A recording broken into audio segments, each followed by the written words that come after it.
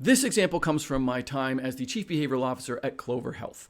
And the way that we were structured at Clover Health, the executive team would decide on behavioral priorities, and then my team would begin to take them on and look for ways to change them. And one of the things that matters at Clover Health, because we are a Medicare Advantage plan, is you actually get paid differently by the government based on a survey response to the following question.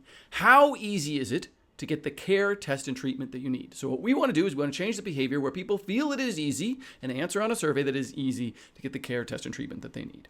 So we started with kind of a naive hypothesis, which is, hey, if people have to go a really long way to their primary care physician, to the person who is, the person they're going to see the most often, they might not think that care, test, and treatment was very easy to get. So that's a very quantitatively oriented question. I know their address. I know their doctor's address. Those are plottable via Google Maps or other kinds of APIs. So I can start to say, hey, how far is it? So our data researcher, our quantitative researcher looked at the distance between those two things and then correlated that against people's answers to the question and came back and said, yes, they are correlated inversely. What does that mean? It means the farther that you go, the easier it is, you think, to get to care, test, and treatment. Well, that's weird. Why might that be? That's where qualitative research comes in. Quant is really good at pointing out that something seems to be true, but it's not very good at telling us why it's true. So qualitative research can kick in. So the qualitative researcher started calling people across the behavioral groups, people who always said it was easy, never said it was easy, and where distance was a factor. They very quickly returned and said, it's pretty clear to me what's going on. People who can go a long way to their PCP are generally more affluent. They're healthier, right? They have a long-term relationship with this doctor. They've chosen very carefully. They can afford to go all this distance. They're healthy enough to be able to drive themselves or get themselves there. They're not relying on public transit or other kinds of things, right? They can go long distances because of these other factors. It's not that the distance is a positive factor. It's rather the distance is indicative of other things. Now, armed with that, we can actually go start to look at that quantitatively. So I can go to the quantitative researcher and they can use proxy variables like, hey, do they qualify for Medicaid? Medicaid tells us that they might be living somewhat in poverty. Ah, yes, I can see that Medicaid is a factor here, right? I can look at chronic conditions as a potential indicator of health. Hey, just count up all the chronic conditions that people have, their chronic condition diagnoses, and then correlate that. Oh, yes, it turns out that sicker people feel like it's harder. Okay, this is interesting.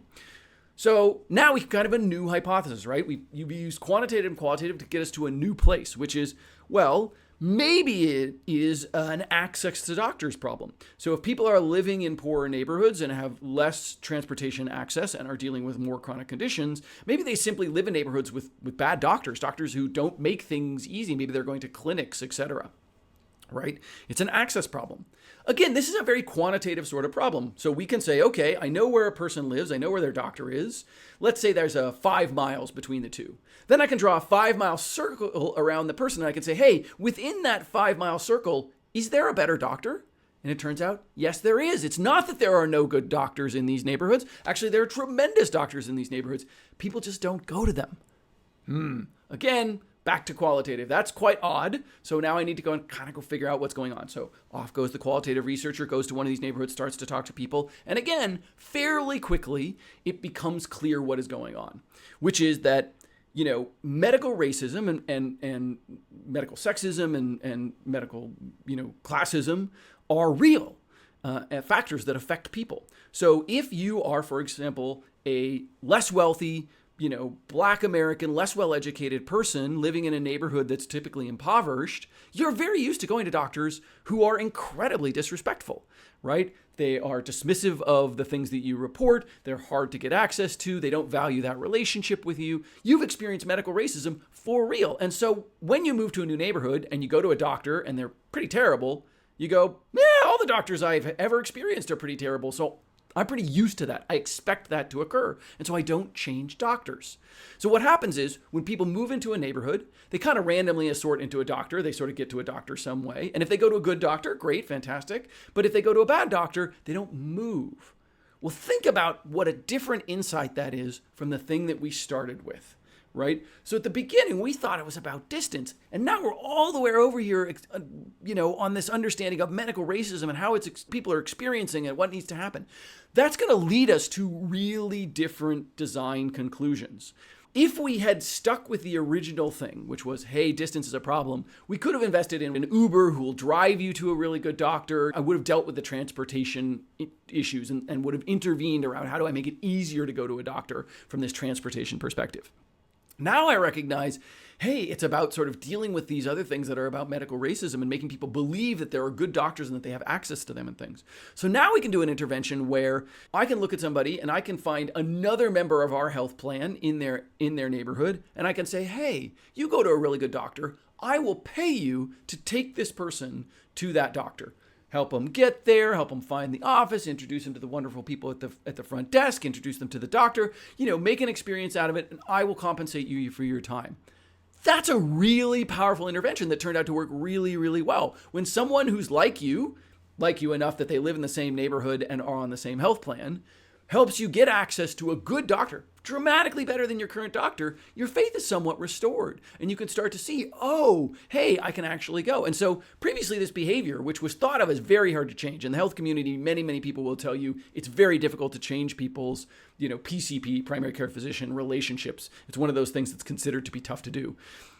Was actually relatively easy to do, all things considered. It was about introducing real, credible, positive alternatives as introduced by somebody who looks and feels and sounds like you from your community. It's a pretty powerful intervention, but it comes from really strong insights. Let's do another example. Let's take flu shots. This is another example from my career at Clover Health. So the executive team wants to make sure we get more flu shots, right? So we start to investigate this. In this case, the key insight really comes from the started condition. So you look at people who didn't get a flu shot, and all of a sudden they start getting one, right? This is the first year in many years, or at least as many years as we have claims records for, that they've actually got a flu shot. And we start this time with qual. We start having conversations with them. Hey, you got a flu shot this year, what's going on? And we heard something really, really interesting from a woman who said, well, it's not that I feel any differently about flu shots, but I have a new grandbaby. And my daughter said that if I don't get a flu shot, she won't let me see the grandbaby because the flu could be really bad for the baby. And so I went and got a flu shot just so that I could see my grandbaby. This is really interesting. Why is this so interesting? It's a novel promoting pressure. Generally, the promoting pressures around flu shots are about protecting yourself. You won't get the flu, right? You'll stay healthy. The flu's really bad, right? We'll pay you to do it. That's something that many health plans do. It's all these sort of promoting pressures that are around things that aren't really about core drivers or needs to you. So again, this key insight comes from that sort of, hey, I started doing things for the first time. We also can see it in the stop category. We looked at people who, didn't get it anymore. And, it's like, oh, my granddaughter's young enough. My daughter no longer is forcing me to do this, so I'm not doing it anymore because it's no longer about this primary goal that I have. Now, again, we want to not get too far into intervention. In this particular case, it happened that we had data on what people cared about. When they entered the health plan, we had asked them, hey, what's important to you? Why is health important? What motivates you in the world? We then could use that to intervene, and I'll talk about that pilot in a later thing. But again, you hear that same sort of, hey, here's a key insight, and that's going to lead us to design. But we only get to that key insight and are able to validate it by having these archetypes that we can go after and using that quant-qual methodology. So in this case, the woman said, hey, I have a new granddaughter, that's the thing. We actually have data, because it's a health plan, that we can see what information in people's families are changing that we have access to and can validate, oh yeah, when people's family information changes, it makes it more likely that they're going to get a flu shot that year. So we can use that quantitative validation to validate that initial qualitative insight. How about another example? Let's talk about gender wage equity. So the first startup I ever worked for was a company called Thrive. I was the head of product there. And we had a successful exit to LendingTree, which in the VC world is great. When you exit, that's a good thing generally. People are happy about that. But I was looking at the data and I felt a little bit let down.